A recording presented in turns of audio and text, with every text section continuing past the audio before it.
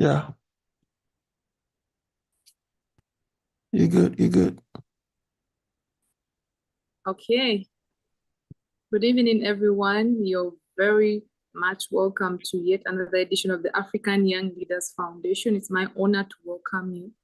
My name is Mary, as usual. I'm your moderator and host for the African Young Leaders Foundation Youth Dialogue series tonight. And tonight we have a crucial topic of which I'm personally passionate about. We are discussing young people or youth participation in leadership and decision-making processes. In the whole world, we have 1.8 billion young people, which is the biggest cohort ever in history. And in Uganda, Africa has the youngest population in the world. But these young people are not either excluded or due to different challenges are not allowed to access leadership positions and are not allowed to participate in decision-making processes. So we know that they say that young people are the leaders of tomorrow, but most cases, the old leaders who are already in power make sure that young people's tomorrow never comes. And personally, I don't believe that we are the leaders of tomorrow. I believe that we are also the leaders of today. I believe that young people have a lot of untapped potential, and to be able to realize this potential, we must give them the platform. We must give them a seat at the table. Young people are energetic, they're innovative, they're intelligent. So we must empower and support them so that we can be able to tap into that potential that we've not yet realized or they've not yet realize.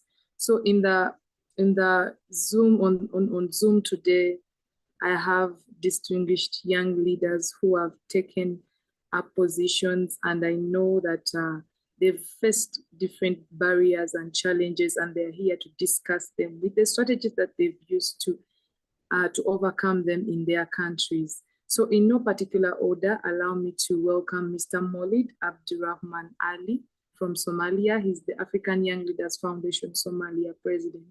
Mr. Maulid, kindly unmute and introduce yourself. Thank you for everyone. My name is Maulid Abdirahman Ali. I'm from Somalia. I'm national president of African Young Leaders Foundation. Representing my country. Senior lecturer of some of the universities in Somalia. Mr. Maulid, I request you to increase your volume, please. Yes. Can you speak louder? Can you hear me? Yes, please. A little bit okay. louder. Yeah. I'm a senior lecturer in Puntland Senior Universities, Sahel Universities, and other universities in my country. And I'm a researcher. I'm working for the local NGOs. I'm very happy to be joined for this wonderful youth leadership dialogue series. So thank you for everyone. I'm happy for this wonderful discussions. I hope to be continuously and to develop for this wonderful and young African leaders platforms. I'm appreciated for the organizers and team leaders. Thank you for all. Thank you so much, Mr. Maulid. You're welcome, and we can't wait to hear from you. And the second panelist is Mr. Kelvin Ocheng from Kenya, and he's the youth leader Transform Kenya movement. Mr. Kelvin, the microphone is yours.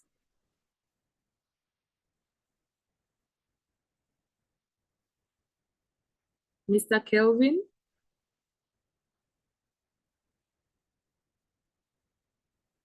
Okay, as we come back to Mr. Kelvin, we have Mr. Akena Julie Marshall, who is a political scientist and an AYLF member. Mr. Akena, you're welcome. The microphone is yours to introduce yourself. Good evening, friends. I'm called Akena Julie Marshall from Uganda. I hope I'm clear and can be heard well. really glad to be here from the invitations I got from my friend Mary. Looking forward to really interesting deliberations over here. So I'm really glad to be here. Thank you. Thank you so much, Mr. Kenna. We can't wait to hear from you and your insightful perspectives. And the last panelist is Ms. Felista Kimotho from Kenya, and she's the founder of Mentor Farm. Ms. Felista, kindly unmute and introduce yourself. Okay, thank you so much, Takali. Yes, Felista Kimotho is my name, and I am the founder of Mental Farm community-based organization. This is an organization that it's located in Kenya, and to be specific, Nyandarua County, where we create awareness on mental wellness, as well as advocate for rights of persons living with neurodevelopmental disabilities. These include autism, Down syndrome, cerebral palsy, among others, and it is led by young people, and we as well advocate mental wellness to young people.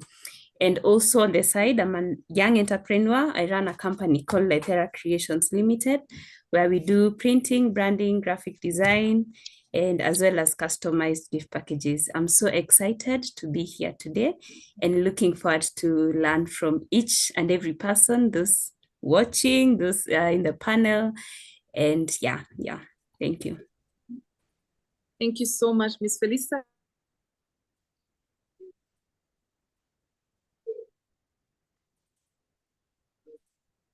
You're back, kindly unmute yourself and introduce yourself.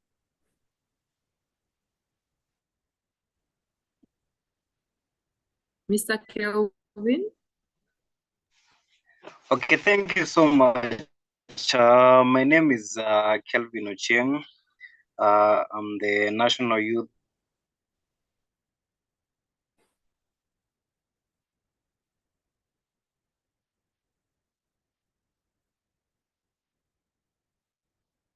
Mr. Cheng, I think you have network issues. We lost you then.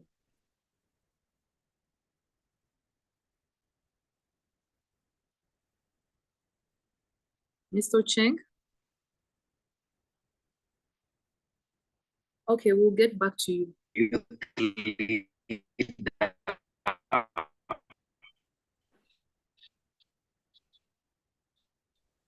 I think you need to get another spot because you are breaking.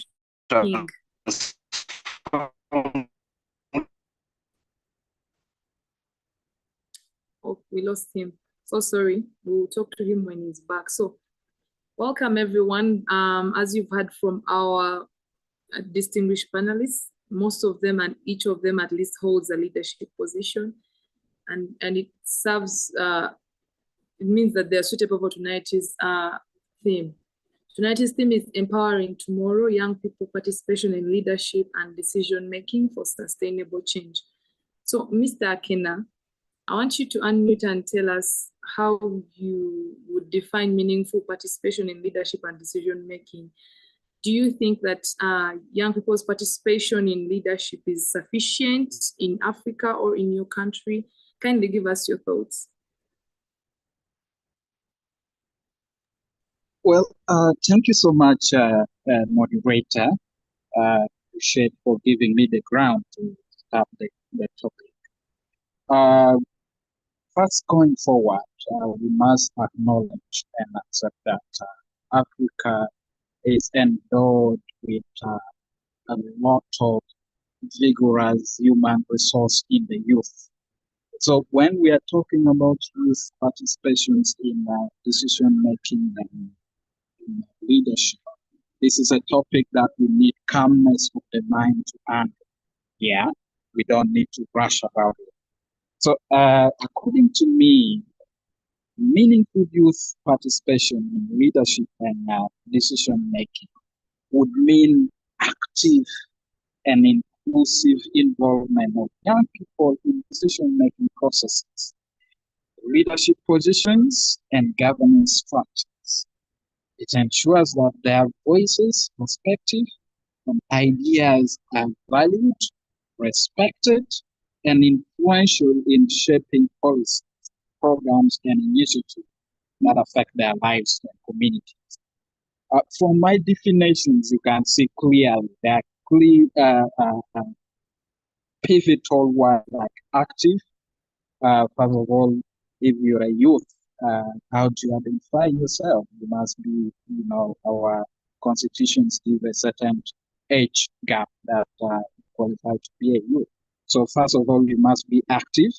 You must be inclusive in the involvement of development going around in your country. Yeah. And you must take keen interest in knowing certain decision processes that are being made that will definitely affect you and your community that you can from. So take, for example, we have national legislations going on. We have issues of corruptions going on across board in Africa. So how do you get involved in this decision making? Yeah.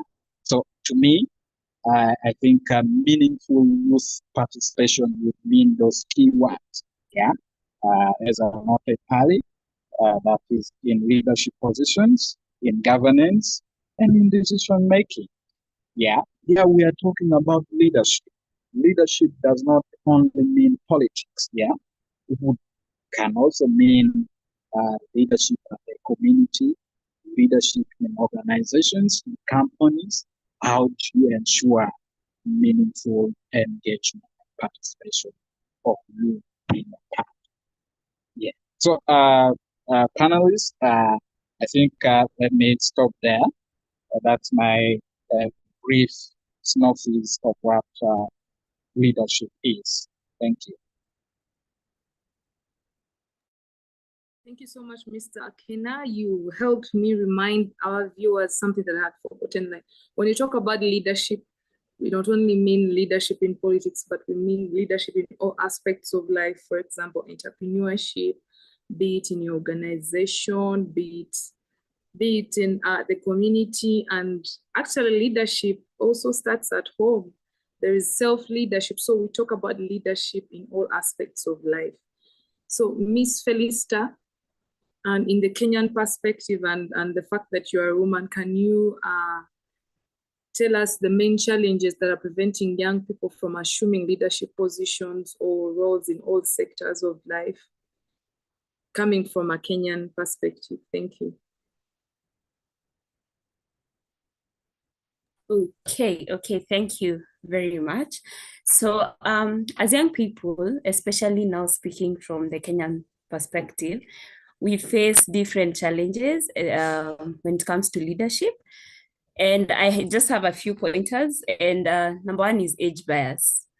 The fact that you are young, you are disadvantaged by, the age itself is such a disadvantage.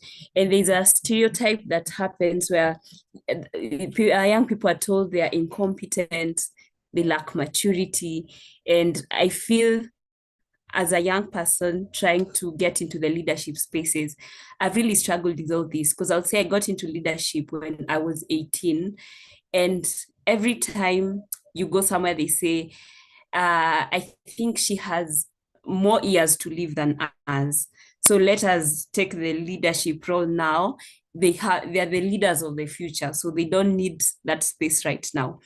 And also another issue is lack of experience. There's a saying that goes around in Kenya that you need a job. You need to get a job for you to get a job. You must have an experience. Most of the time you find so many leadership positions or just any role, like we've said, it is all-rounded. You find you're told 5 years of experience, and maybe you just finished school and you didn't get a job in the process. So the 5 years you've just been tamarking around looking for a job. Your job was actually looking for another job, and it's quite a heavy season for young people because we lack experience. And technically what that means is that you need to be experienced for you to get a job, and organizations, so many organizations will prioritize experiences to new ideas. So because you'll be asked, where have you worked before? Who have you worked with? What have you done before? And high chances are we do not have that experience. Another issue is financial barriers. As young people, we struggle a lot when it comes to having money. We lack money left, right, and center. I feel, especially in a Kenyan perspective, there's this saying that goes around for campus students. Because they do not have money, they say, tunainama. Okay, I'll translate it into English. Tunainama chakula, lunch tupite, or meal to pass us. So that means you bend for the meal to pass you. Either you go and sleep for it to pass, because you do not have the money. And in so many cases, look at campaigns. They are very, very expensive. And you can't tell me as a young person who is not able to even facilitate their own pocket money, how they'll be able to go and campaign for them to get into these leadership positions. And also when it comes to things like getting into entrepreneurship, even if you go to a bank, you're asking for a loan, you do not have the collaterals. And so they don't see why they need to give you the loan. And as young people, we end up getting so frustrated. And that is one of a very big one of the barriers. The other thing is education and skills. Young people have new ideas, new concepts, but mostly lack the skills and specialized training. And our education system, especially the African system, it's either you learned something because you were told by your parents to go and study, or maybe that is what was being studied then and everyone is moving towards that direction, or maybe you didn't even get another course, something that you're passionate about. So you found yourself into an education line that you are not passionate about, and you end up lacking the specialized skills because either you are not even part of the lessons, you are not concentrating, or so many things. And also another thing is access to mentorship. This one is a twofold, because sometimes as young people, we do not want to be mentored by other people. Maybe we say they made mistakes, I do not want to make those mistakes, or maybe you're just so arrogant, or I would say in Swahili it's called kiburi. You're so arrogant, you don't want to be helped by someone. And also on the other end, the people who should mentor us, some of them have just refused to mentor us. So as young people, we end up missing the point because we do not have people to hold our hands, people who have made these mistakes before to tell us what to do and the kind of steps to go through. Or maybe when the people to mentor us, their behaviors, maybe they are too corrupt, their leaders, they are too corrupt, and that is not what we as young leaders want. And finally, the other one is cultural norms. To be specific, in African culture, young people, we've grown up seeing the elders taking up every role. We've grown up seeing very old people in the system because that's just the culture. We are told to respect our elders. But the question is, will they keep on doing bad things as young people we are seeing? Yes, the future belongs to us. Like tomorrow, we are the ones who are there, and our children will suffer if we do not take the action now. So it's a challenge to every young person to just face all these kind of challenges and decide to just step out and get into the spaces of leadership and do our best as the Lord will help us. Yes. Thank you so much, Ms. Felista, for that. And before we go ahead, I would like to take the direction towards Somalia. We need to hear from the Somalian perspective. Mr. Molid, what are the biggest challenges that young people in Somalia face when they are trying to access leadership roles and maybe to participate in decision-making processes?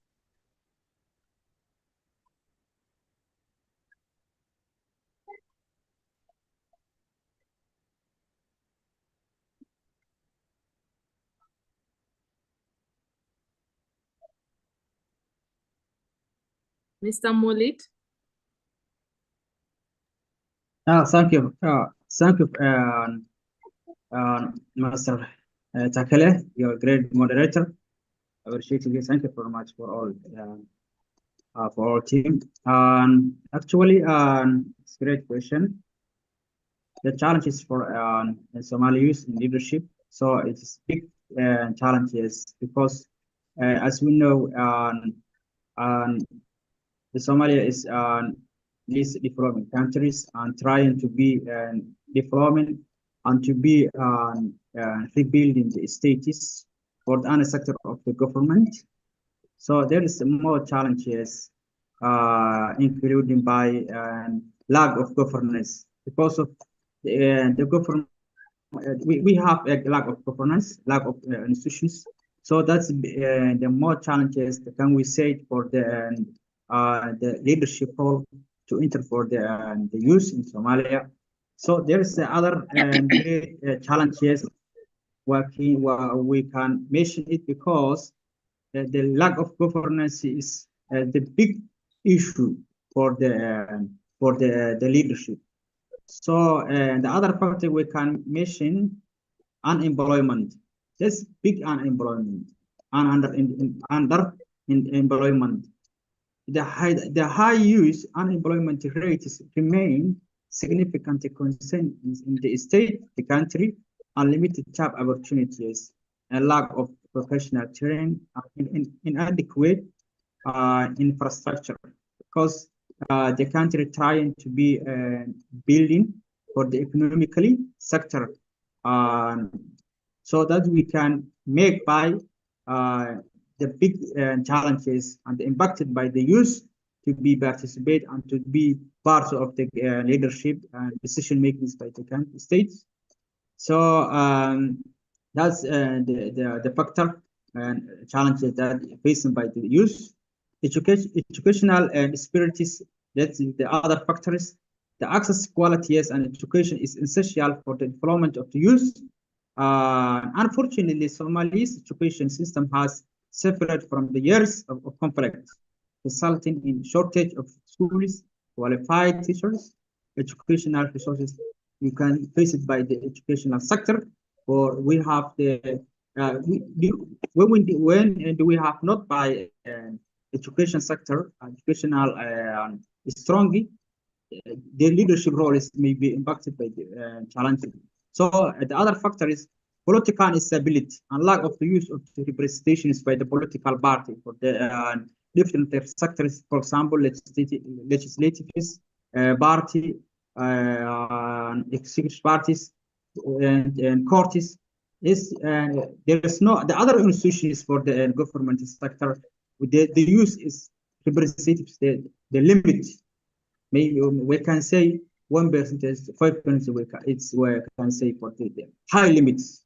So the ongoing political instability and spread violence embed progress and hinder the ability of youth engage actively in shaping the future, because the youth, every country, it's not Somalia, every country in Africa and the world is the shaping by their countries in the future. As my country, 70% is a youth, teenagers. So if they get, if not get by the leadership role and youth governance, may be facing by the big challenges. So the other factor is challenges, security concern. So the security is the big role in the every community. So the preventing by security challenges in some regions of Somalia create environment of fear, uncertainty, discouraging the investment and economic growth. That's other sectors. I'm highlighted by that. This point is for the use for the leadership, and also we appreciate it for this question. Thank you very much.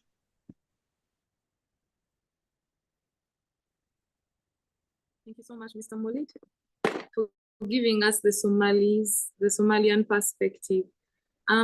Mr. Akena, did you have anything to say before we go ahead? Because I saw your hand up.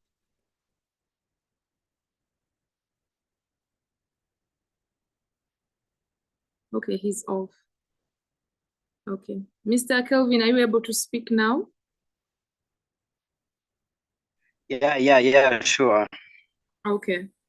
Okay, I would like to come to you with this question, like having heard from Mr. Molid and Ms. Chimotho, the challenges that generally African youth face that stop them from accessing leadership roles and participating in decision-making processes. And some of them being age bias, lack of experience, lack of education and skills that match the job market or the leadership roles market, and lack of access to mentorship. And Mr. Molid mentioned something to do with the quality of education and inadequate infrastructure.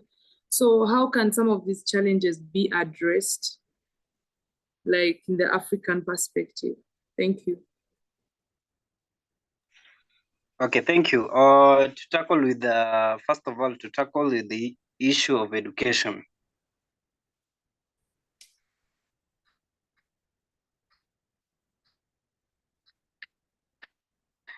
Our system of education has been up in that for us to mentor in and to give a proper foundation on the leadership aspect to the future generation, we need to remodel our education system.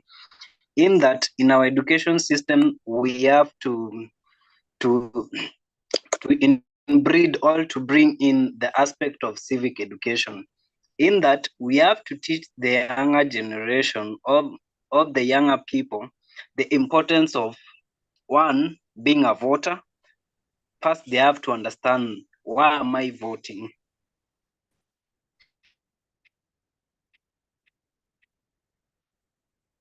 Secondly, when they are constituted, for example, if I'm arrested. Secondly, they also have to understand the leadership structure in the country. For example, I can take an example of Kenya here. We have the president, deputy vice president, we have the governor, we have the deputy governor, we have the member of parliament and member of county assembly.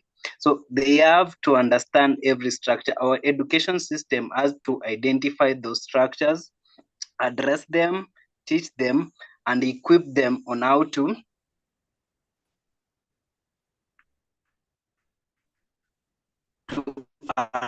advance into maybe the mission is. Majority of African political parties are based on whom do you know. For example, if I know a certain person in a political party, definitely I have a direct ticket, or how big or how heavy my pocket is. So if I know a certain person in a political party, definitely I get a ticket. So how will the political parties change their narrative? This is how it will go. The political parties in Kenya should be based on vision and mission, and this should be channeled down into the community aspect, in that the political parties that are being formed should be based on community matters, that they identify problems in the community, they solve that matter, and they equip or they pick leaders based on their vision and their potentiality, that they can transform a certain area or a country at large. Another aspect that they talk about was about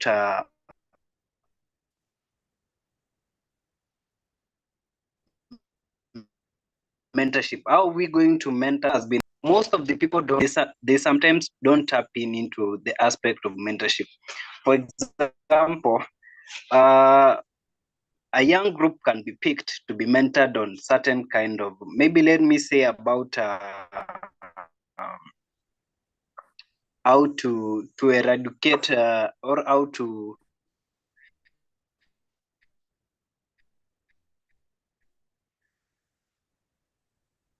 do away to model all the teaching that does not go in line with the mentorship that has been there. So therefore, our mentorship should be centrally focused, in that the mentorship should also be given a practicality, in that those people come from the mentorship trainings or the mentorship trainings that they have been given, they should be given an opportunity to practice on what they have been taught, rather than being trained and then left on the hanging lines without them being given an opportunity to advance on the skills and knowledge that they have gained. Yeah.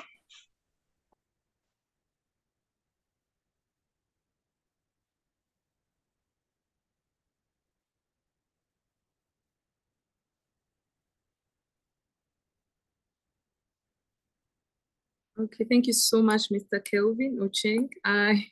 You actually preempted my next question for you. It was about mentorship, since Ms. Felista had talked about mentorship, and I wanted to ask you what the role of mentorship is as far as empowering youth in leadership is concerned. But I want to come back to you, Ms. Felista, as a person who I know actively participated in the recent protests of the Gen Zs in Kenya. And we really saw the impact of when Gen Zs come together to speak about injustices, to speak about things that they don't believe in. How can young people influence policy decisions on critical issues? Like, how would you advise young people from other countries to participate in policy discussions and other related issues? Thank you. Thank you, Takali. Yeah, to start with, yes, I was passionately showed up for the Mandamano, the protest against the finance bill that we had, and yes, we were successful. At least our energy was not in vain. Yes, how the young people can influence and make influence policy decisions and critical issues. Number one, as young people, one thing that we are advantaged to have is the social media. We as young people have the world in our hands, and all the information that we need, it is readily available. And so we need to put the word out there and put out our demands, Occupy campaigns. I remember during the whole Reject Finance Bill protest, the influence that came through social media was great. Like, people just do posters, do hashtags, and influence people, influence each other. And the moment you see, especially the influencers, the social media influencers, you see they're supporting this, and you're like, oh, actually, yeah, this makes sense. And even through that, people translated like what the finance bill it was, because it came in a very complicated language that most people could not understand. But now through social media, people were able, the learned people now will translate it and put it in a layman's language where everyone would understand. Some will translate it to local languages like Kikuyu, Swahili. So like everyone did not have an excuse. Everyone understood it. So the social media engagement, it's one important thing. And then youth-led advocacy groups. It is advisable for young people to focus, on things that affect them and come up together and form these advocacy groups and make sure that they are heard. They can look for different programs to, bring their complaints and make sure they are heard, either through Instagram, back to social media, and also even going to churches.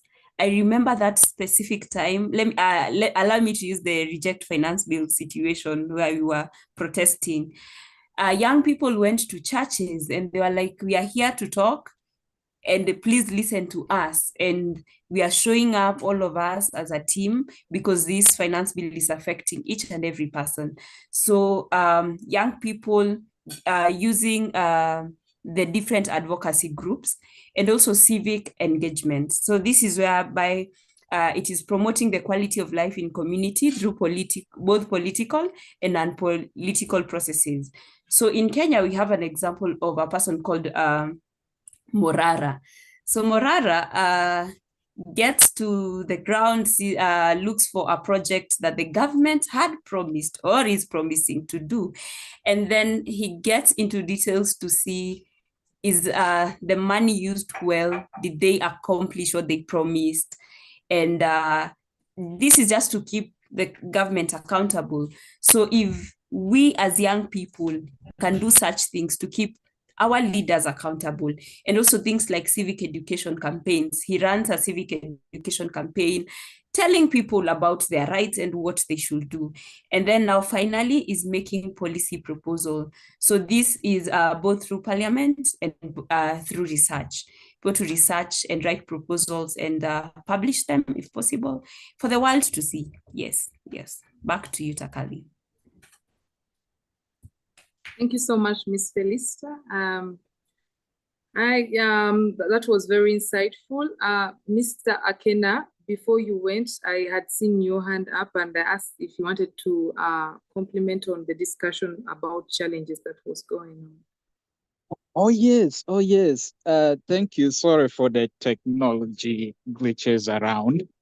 I really wanted to note something before we move forward. I'm really, really sorry for taking us backward. You know, I've been reading this week, I've been reading why nation fail, why certain nation fail and certain nation prosper. So the key issues are found, and it can relate and resonate with what we are discussing. The key issues is lack of institutional goodwill in a country. This, trust me, you go in any country around the world, country without proper institutional alignment or setup, there will be no step or development we are making. So policy and institutional gaps, this can affect the youth, especially the youth in politics, engagement and empowerment. When we don't have institutions, proper institutions, like in South Africa, we had proper institutions. Does the government mean well to us? You, after getting university, what do you get to do? Do we have some program you join immediately? So these are institutional gaps that can affect youth and politics, youth in politics and any other leadership forum. Secondly, the common thing that has become so common, it's youth radicalizations and extremism in Africa. Youth radicalizations and extremism. You see, we don't have ideas and ideologies that we are oriented with. So you find yourself in the streets, you find youth who are vulnerable. They join extremist, group, often driven by economic and social frustrations.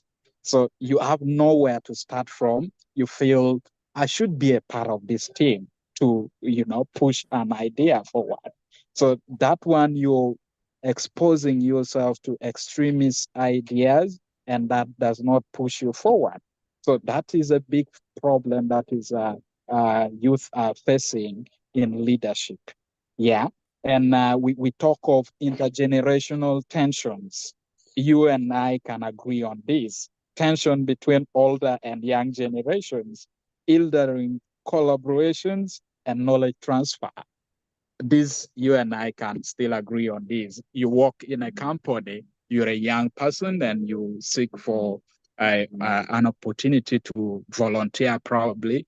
And the people inside see you as a threat, as a complete threat to them. So they don't co-opt you in, and this is affecting youth in Africa.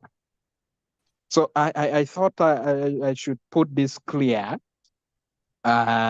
before we move to the next discussions, and until we address this issue, because these issues are crucial for promoting meaningful youth engagement in politics, be it in civil society, be it in the communities, and building a more inclusive and equitable political system in Africa.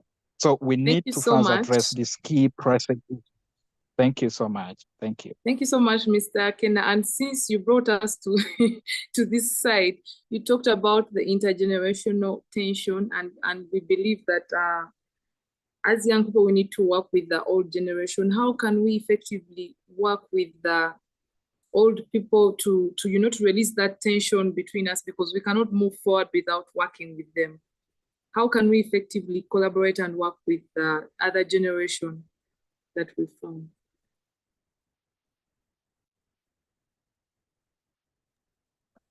Well, thank you for laying that question. You see, there's one key thing that young people are missing nowadays. The one key issue is mentorship. The word mentorship. Let's look at let's take a look at Tanzania. Yes, a key country. in the East African community. Let's look at their mentorship, the presidency, how they came to power, how they were elevated. Look at South Africa. We start with Zuma. Jacob Zuma came in. Right now we have a running president who also was brought up through the leadership of ANC. So one thing that we should seek for going forward, and if we want to collaborate and work together with the older people in the system, in governance, in organizations, we must seek for mentorship. Because if we are empowered, we are mentored and brought up in the system, we know how to run the system, then I trust me, we can do a lot more together. Thank you. Thank you so much, Mr. Akena, for bringing that to our attention. And you spoke about policy and institutional gaps. And we all know that in Africa, we have youth policies. We have policies that are beautiful on paper, very beautiful on paper, but they're either in implementation, they're either ineffective or just symbolic. Even when they bring young people to these leadership positions, to these leadership roles, it's just symbolic. It is tokenism. It's just a way of representation. So, Mr. Kelvin Ocheng, how can young people work together to ensure that their participation is beyond tokenism and it can actually lead to influencing real decision making and also influencing policies? Thank you.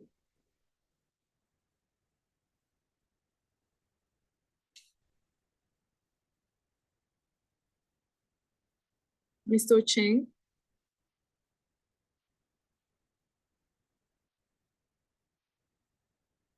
Mr. Ocheng, are you there? Yeah, I'm there. Yeah, maybe come up again, then I pick it up. Okay, I would go back again to Mr. Akena's suggestion when he talked about how we have policy gaps. And I mentioned the fact that in Africa, we have policies, specifically youth policies, which are so beautiful on paper, but implementation is either ineffective or it is just symbolic. Even when they bring or provide these positions to young people, it is just symbolic, like it's just for representation. Most times they won't allow them to really participate in decision making. They just put those positions for just representation, which we call tokenism. So my question was, how can we ensure that as young people we work together to ensure that our participation is beyond tokenism? It brings meaningful decision making. It influences policies that actually work, not just staying there and showing us that you're representing us, but you're not doing anything. Thank you. Okay, thank you.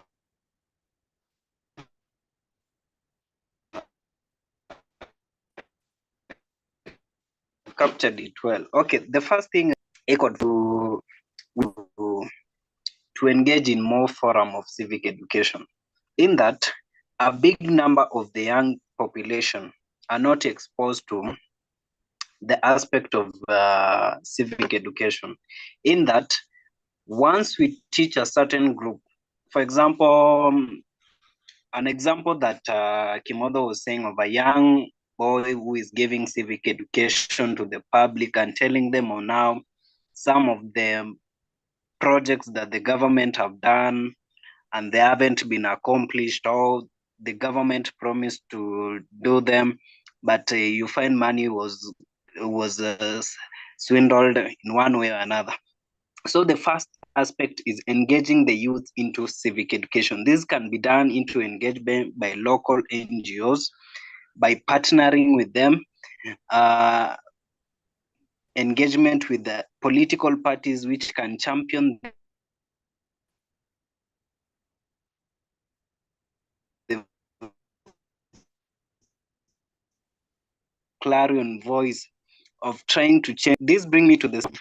Youths can come up, we can drive in their agenda, in that they can champion for a better leadership whereby they elect people individually based on on their skills and expertise on certain key areas, as opposed to those other political parties that are based on tokenism and under tribalism aspect. Other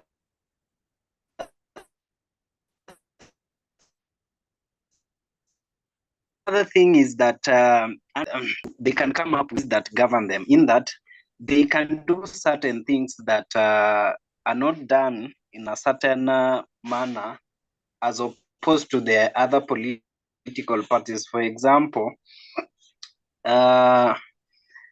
you find Party A has been about tribalism, giving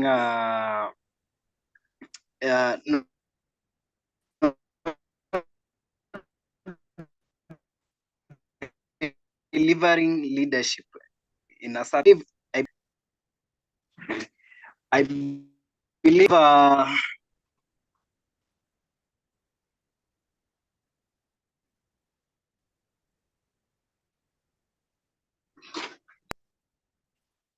Mr. Kelvin, your network is not good. As we wait for Mr. Kelvin, Mr. Kennedy, do you have anything to say about how we can ensure young people's participation is beyond tokenism?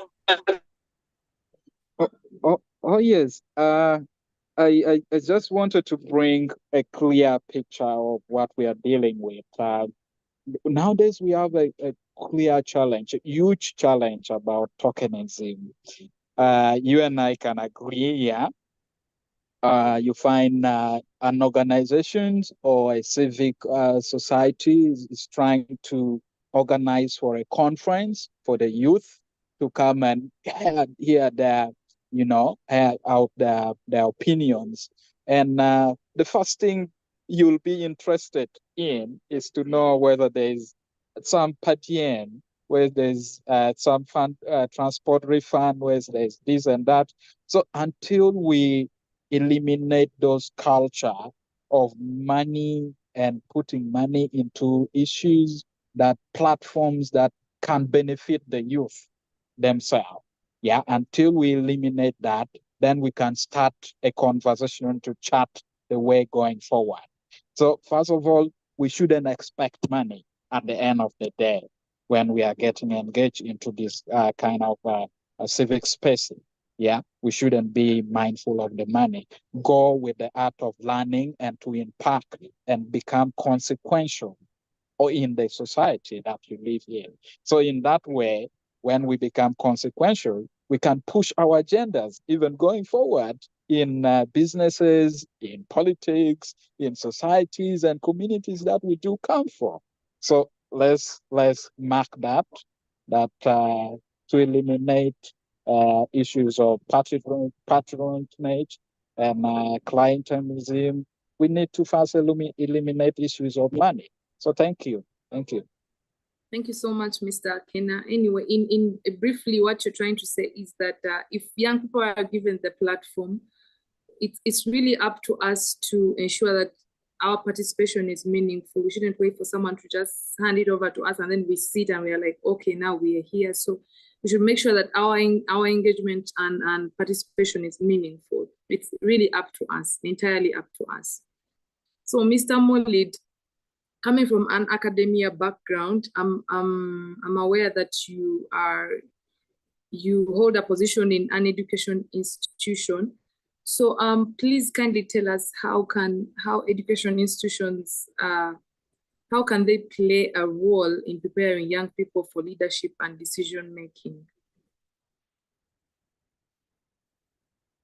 Thank you very much. It's grateful question. Institution and education, because I'm working for the academical institutions for last 3 years. So currently I'm working. So as we know, the education is one way that change our society, our youth. So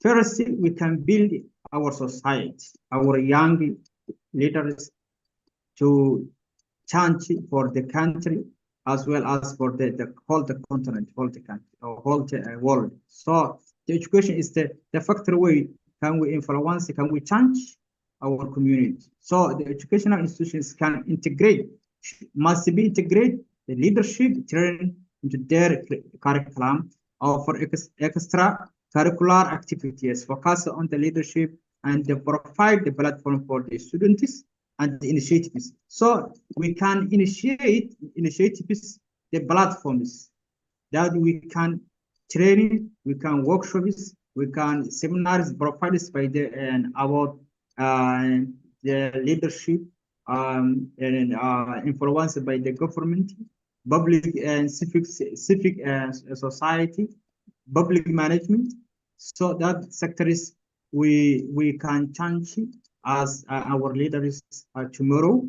So the education system promotes the engagement of the youth, young youth people, socially and political actions at school, the community, expand their civic participations, because the civic participation is very important our youth for tomorrow, to be leaders for tomorrow, for the country, for the whole continent. So democratic citizenship is very important. Inspires for them, for the community leaders, and to be engaged by the step forward.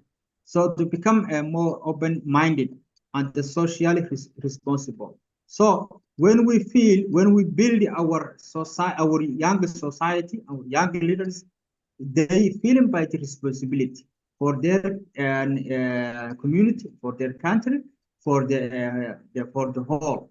Responsibility is first we can build the minds, our leaders, our youth. So education, we can say the education system can provide young people knowledge, values, attitudes, skills, make resilient, the violence and criminality and extremism. For example, we are feeling for the weak institutions, because we are trying for building for the other sector of the institutions for the country. So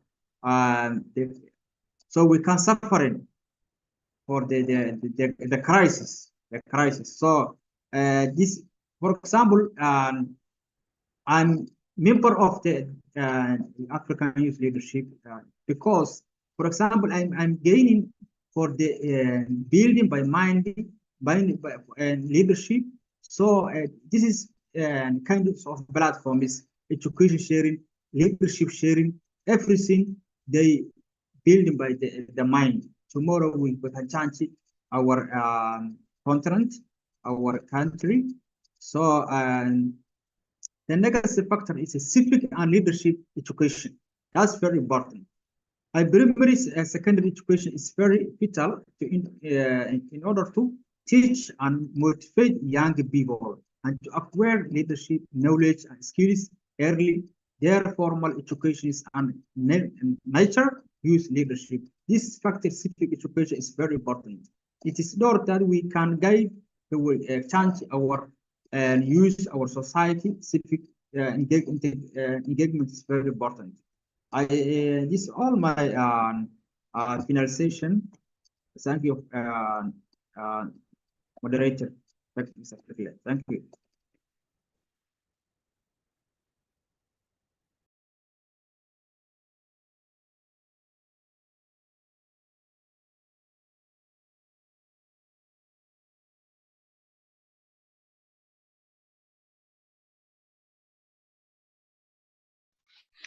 Also, just to echo what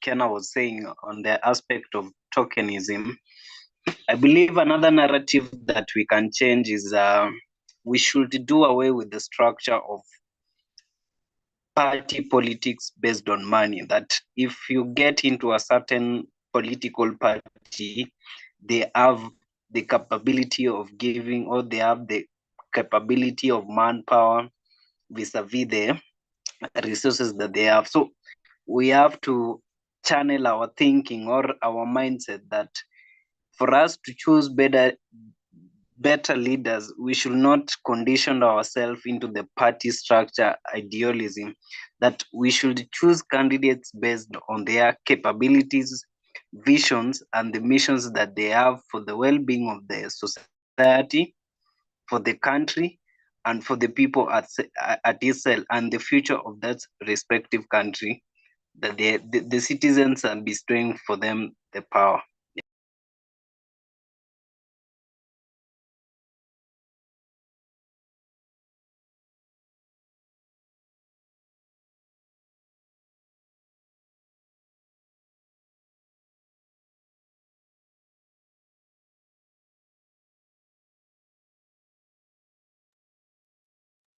All right, that's very good. Thanks for such a great, submission. Unfortunately, we do not have Mary here. She's rejoining. She's here.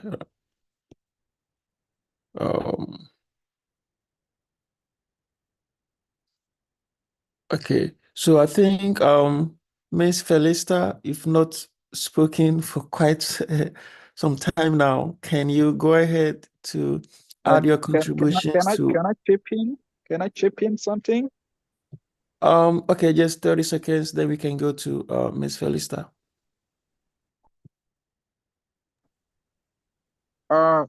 Just to add on from his submissions, I think it's we're asking questions. What role what is the role of civil society in amplifying youth voices? How can we civil society promote youth participations in spaces around? One key thing we need to appreciate is networking and connections. As young people, we need to be appreciated when we approach this civil society. They need to facilitate connection between youth leaders, organizations, and decision makers to expand our reach. I think this is very, very key when we are discussing how the civil society can amplify our voices. Then he talked of capacity building and training, offering skills development, mentorship, leadership training to enhance youth capabilities. This is very, very crucial when we are discussing this. It helps to chart the path going forward and a clear path when we are making 8 ways. Then lastly, I may stop by saying visibility and recognitions of the youth.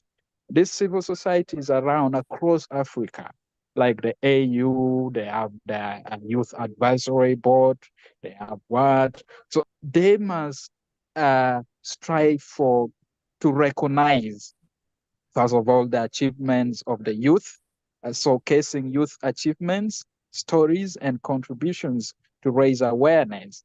You see, this is important because as a human being, your work need to be appreciated and you need to be shown what way you're taking. Are you making 8 ways? Where are you coming from? Where are you going? And where are you at?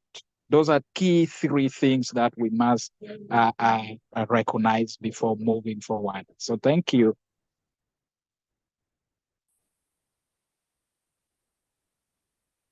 Right. Thank you very much, Mr. Akina. So Miss Mary is here. Can we take over? Thank you so much. I'm sorry I got network issues, but by the time I left, I had seen Mr. Kelvin's hand up. Mr. Kelvin, can you kindly unmute and give us what you wanted to say, but also tell us this would be your last question. What would be your advice to young people who are aspiring to take on these leadership roles in those aspects of like governance, politics, entrepreneurship, and other sectors? Thank you. Okay, thank you so much. I believe this is also my question too, because I also vied as a member of parliament in the last election, 2022. So this is maybe what I can share with them, that the future is already here. What we can do as the young youth of this country or as Africa as large is to tap into the opportunities. This is the time we should remodel and identify ourselves. In that we work, we identify where the gaps are in, that our previous predecessors or the previous leaders, where they failed, we learn from them. Then also another narrative is that we should, the youth should stop the conditioning that the white collar job is the everything, or that the European lifestyle is the optimum of everything. Africa has every ingredient that we have. In that, we have to set Africa the motherland of everything.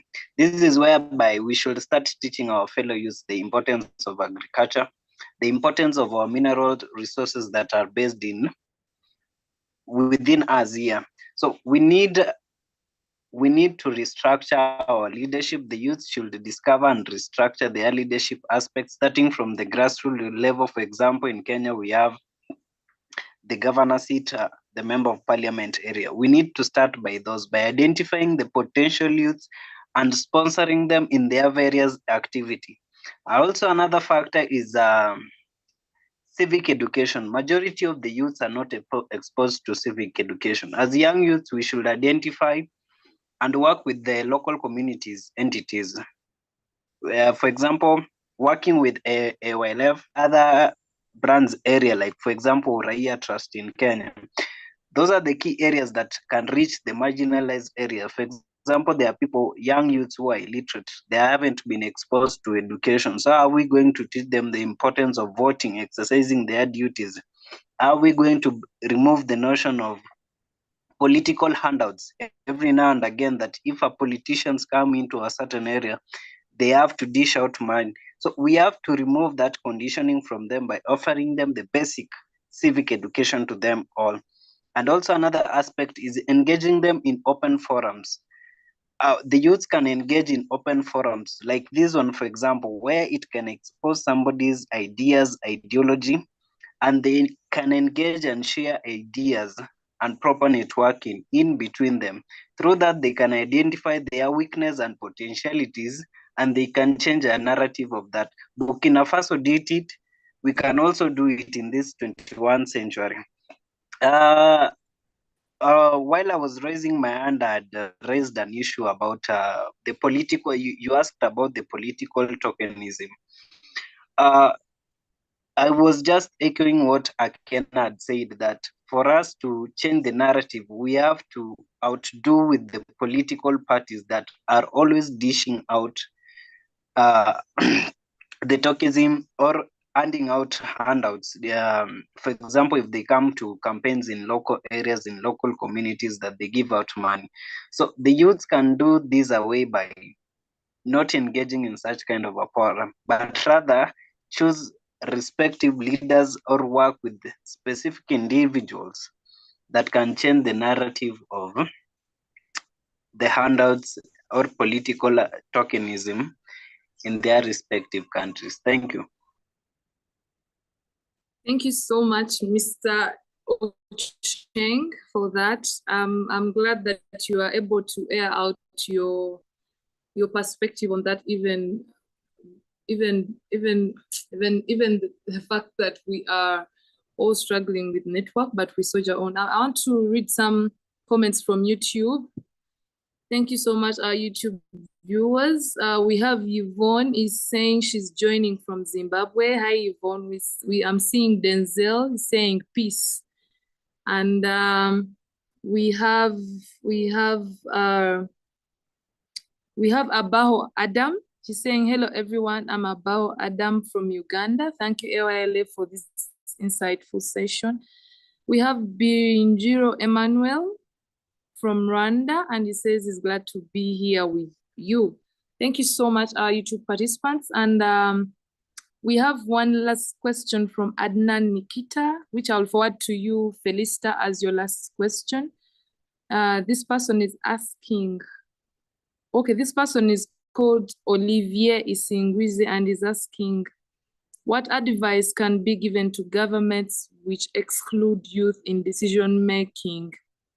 Mr. Felista, what advice would you give to governments which exclude youth in decision making?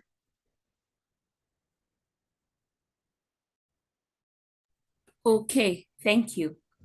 I think it kind of goes back to the first question that I had.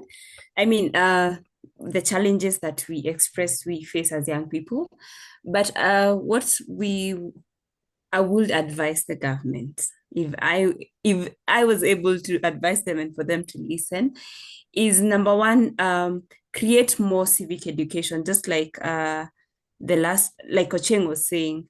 I feel, yes, as young people, we need to understand these things in our own language. Like, let them make us understand even before they implement a decision, before they make a decision. Let them help us understand and actually be okay with it for it to go through. And then things like education system, I feel there are so many things that can be changed. And we as young African people can be taught so many things about how to improve our own leadership skills and different kind of things. In Kenya, to be specific, there's a specific situation that has been going through where the government have been saying we'll look for opportunities outside the country for our young people to go and get more skills or work there to make money. But as a country, we need to improve our own space, our own country itself first, for us not to just go outside to benefit other people or continue building other countries and yet we forget ours. So we also need to use different tools that we have as young people, and the government should support us fully as young people and listen to us. Yes. Back to you, Thank you so Takala. much, Ms. Felista. That was insightful. I hope we've answered your question. And I think we're out of time and we need to conclude. I'm so sorry. Some people have texted me expressing the fact that we've not been audible, some of us, because we're experiencing network issues. I don't know. I think it's a general problem in Africa. The governments are trying to stop us from talking about them. I'm sorry, but Mr. Molit, kindly unmute and give your parting shots before we go. Your call to action, your advice to young people, or anything. Thank you. Thank you very much. In my final remark is, I'm very important to be to see our younger leaders to be initiatively as a minded, as a political influencing for the any sector of the government. So I'm saying recommended for the to be young youth educated for any our African continent to be involved with the government institutions, policy making sectors, and to be influenced by the government, any sector of the government, civic education to be participating, and the platforms for the political and sectors to be created, to be involved with, to be influenced by the decision making for the government, and harmonizing by our young leaders to be changed for the continent of our countries, and connected by the for example, East Africa community to be create how to be initiate the platforms that we combined by the our youth leaders to be yearly and organized by the leadership forum and democracy and system diplomacy like that we can reach by the way we can and go. So it's very important to be initiated by the leadership institution that commonly participate, commonly build our leaders in Africa, and our Africa as whole, maybe East Africa, maybe with Africans like that. So that point is I make by the final remarks. I appreciate it for this wonderful platform. Thank you very much for all. Thank you. Thank you so much, Mr. Molid from Somalia. Mr. Akena, kindly give us your parting shots and final remarks. Well, thank you so much, moderator. Well, on my parting shot, I would like to note two key things. What does meaningful youth participations require in leadership? You know, one is genuine power sharing. Two is active listening and valuing of youth perspectives. These are advisors to government. We should note them here. We are advising our governments in Africa. Opportunities for skills development and growth, inclusive and diverse representations. Diverse representations, I mean, you don't have to agree with me 100%. You can agree to disagree on certain policies. We have transparent and accountable decisions-making processes. So by implementing these practices, organizations, societies, governments can ensure that young people are truly involved in leaderships and decision-making, leading to more effective and sustainable outcomes. So this is, I thought is very, very key for us to note. Then lastly, meaningful youth participations. If we ensure that we have meaningful youth participations in leadership, what shall we gain as governments, as enterprises, as organizations? What do we gain or what do we achieve? At the end of the day, we achieve better decision making when you have all representations, everyone is represented on board. You'll have better decision making, and this will drive the country or company or organizations, society to a greater success. Increase youth engagement and motivations. That one is clear, improve outcomes and impact. Then enhance credibility and legitimacy. This is very key. Issues of legitimacy in governments, in organizations is very key. So when we embrace all these meaningful youth participations, organizations and society can tap into the energy, creativity, and ideas of young people, ultimately leading to more effective and sustainable leadership and decision making. So this is my parting shots. Those are key advices that we need to take. We are young people, and someday we shall run organizations and we shall be challenged with these key issues. So I thought it's important for us to note this and we share it. And thank you so much for inviting me. Really appreciate and I'm humble. Thank you. Thank you so much, Mr. Akena. Mr. Kelvin, kindly give us your parting shots, please. Okay, thank you so much for this opportunity. Perhaps these are my parting shot, least but not more. That I believe the future starts now, that the youths can start mobilizing now, educating themselves now, and strategizing now. Leadership does not come on sitting, but rather you go for the leadership. Civic education cannot come on just mere talking. It's us to now advocate for that leadership based on this platform that we have been given.